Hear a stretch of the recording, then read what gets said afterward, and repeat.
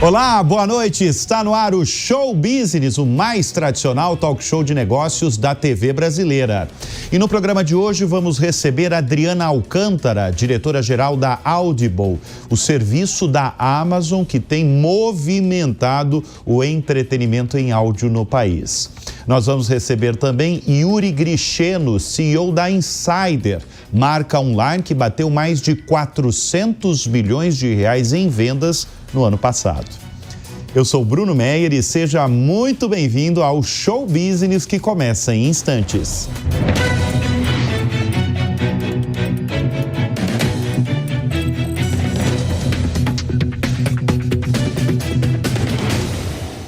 Ela comanda uma companhia fundada nos Estados Unidos na década de 1990 e vendida depois para a Amazon.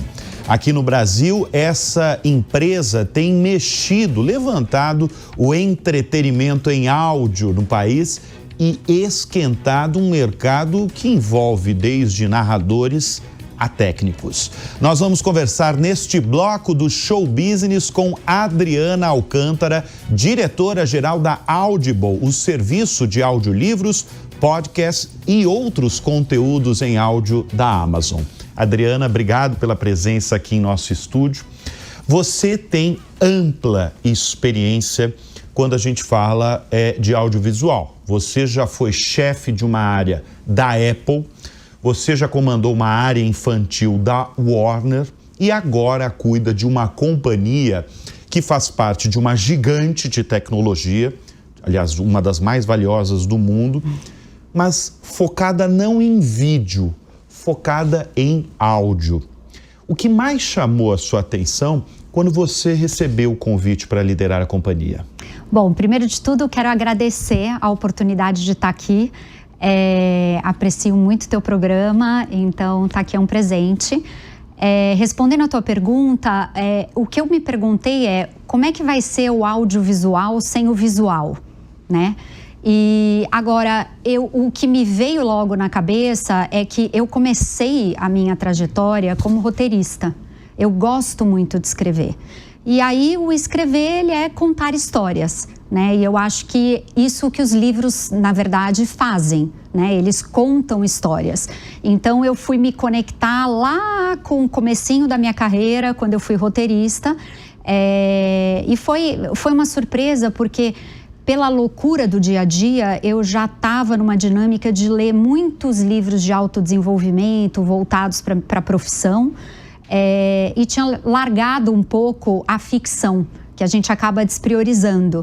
Então, aceitei o convite com um sorriso no rosto, uma oportunidade maravilhosa, ainda mais quando você não está no começo de carreira, você ter essa oportunidade de liderar dentro de um outro segmento é bastante raro, né?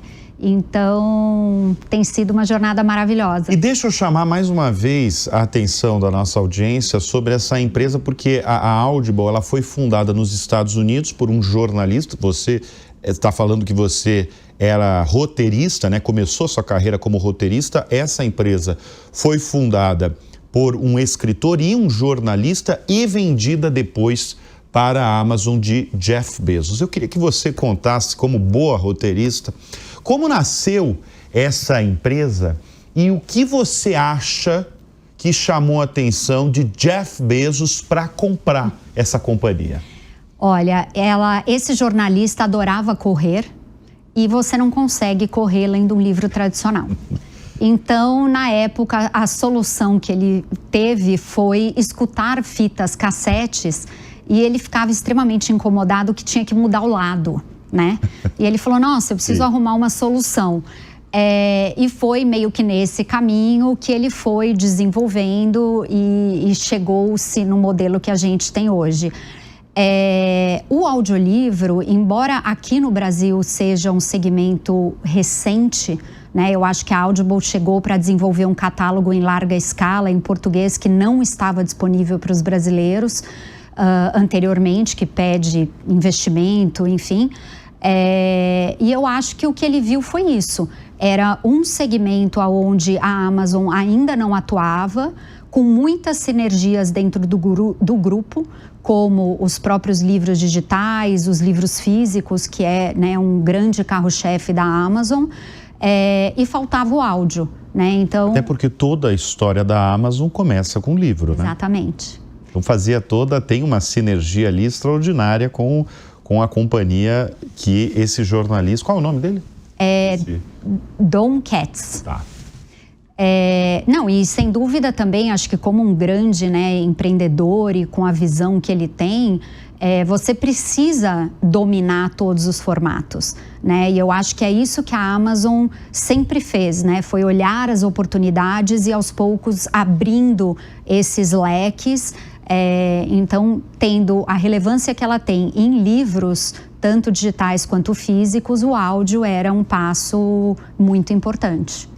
A Audible chegou no Brasil quando?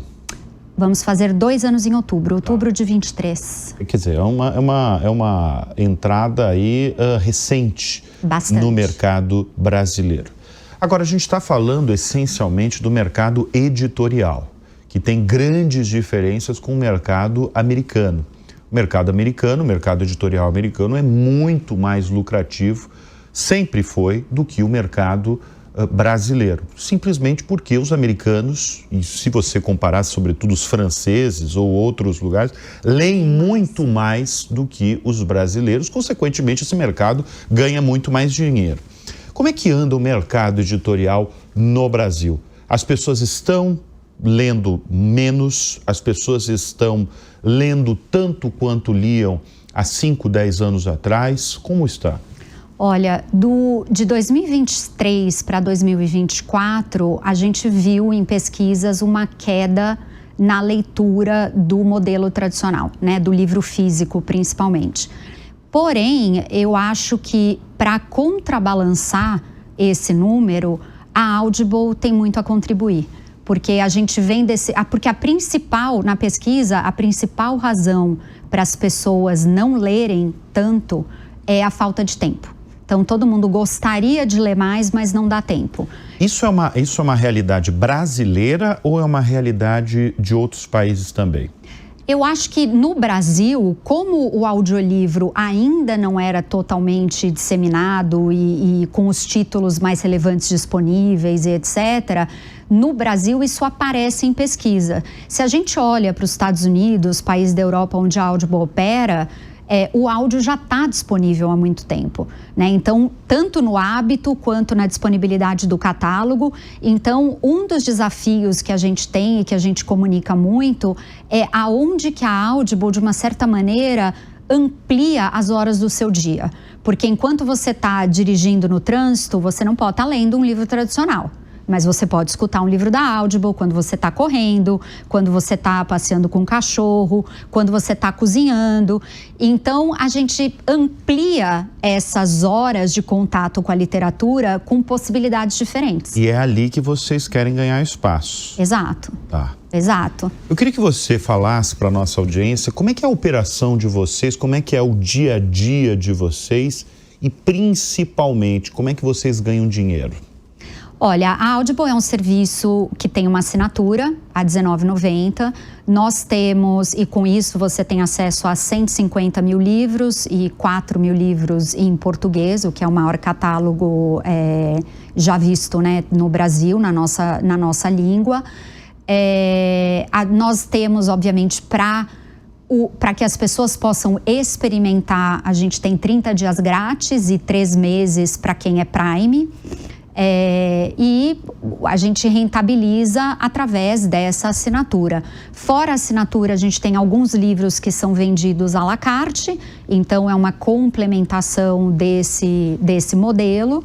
E na operação, nós temos contrato com as grandes editoras, continuamos em velocidade normal, fechando novos contratos, né? Então a gente começa das maiores e seguimos com todas as editoras possíveis. A nossa ideia é um dia ter em áudio na Audible tudo que nós temos disponível em livro físico e livro digital dentro da Amazon, né? Então esse é o nosso foco.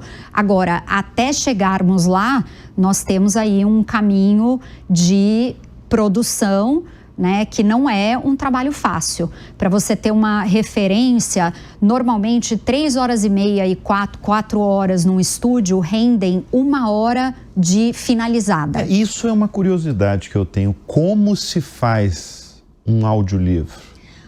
Então você chega, você tem o livro ali físico, você vai para um estúdio.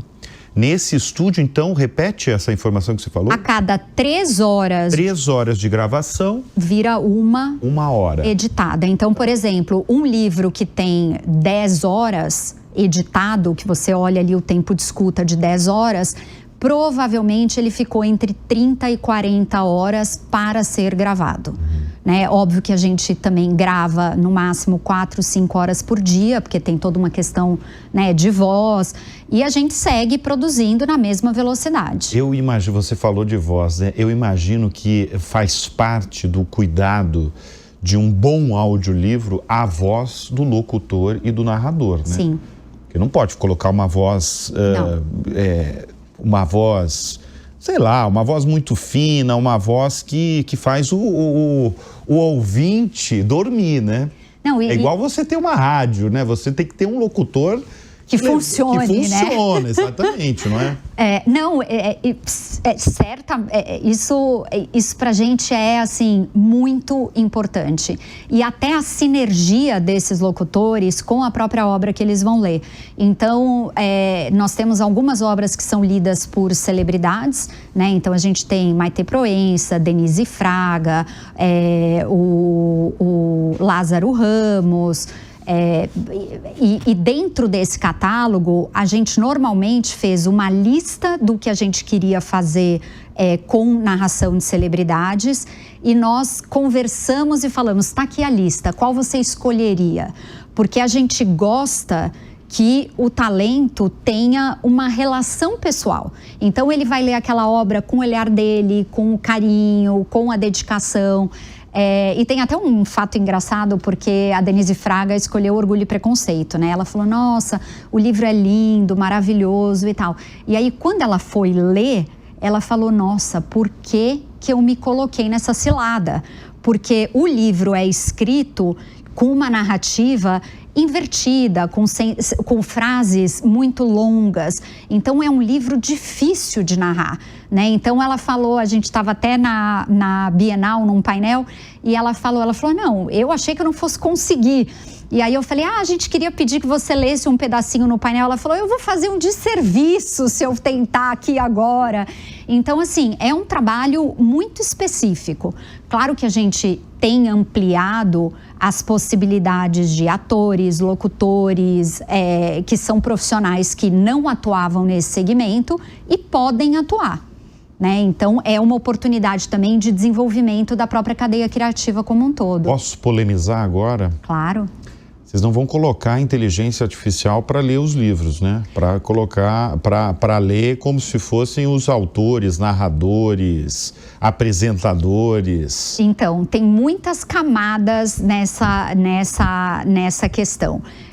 Nós temos os livros narrados pelos autores, é uma das coisas que a gente faz quando faz sentido, quando o autor quer, funciona. Eu, pessoalmente, narrei o meu próprio livro em português e em inglês. Tem autores que a gente não faz isso. A gente não usa nos Estados Unidos hoje nenhuma inteligência artificial para narrar. A gente tem narração humana, trabalha com mais de 23 estúdios. Pra você ter uma ideia, até hoje passaram mais de 600 vozes nos estúdios com os quais a gente trabalha. Então, são 600 atores, narradores, apresentadores, dubladores que, pelas mãos da Audible, tem aí uma nova oportunidade, uma nova, né, frente ali de trabalho. Nos Estados Unidos, a gente tem alguns testes acontecendo, mas não no sentido de você ter a voz de um autor e com aquela referência você ter uma voz de inteligência artificial, né? Então, uma coisa é uma coisa, outra coisa é outra coisa. E a gente acredita que, eventualmente, essas duas opções, elas vão coexistir. Para a Audible, o quesito artístico é muito importante. Mas, ao mesmo tempo, existem livros que são nichados e que, pelo modelo de negócio e o custo de uma gravação tradicional, eles jamais estariam disponíveis com uma narração humana, né? Então, a gente está falando, por exemplo, de materiais técnicos, estudos, pesquisa. Então, nesse caso, eu acho que a inteligência artificial, em algum momento, vai agregar valor para que esse catálogo se expanda, mas não para os livros, digamos assim, mais comerciais e que, de fato, existe uma procura mais relevante.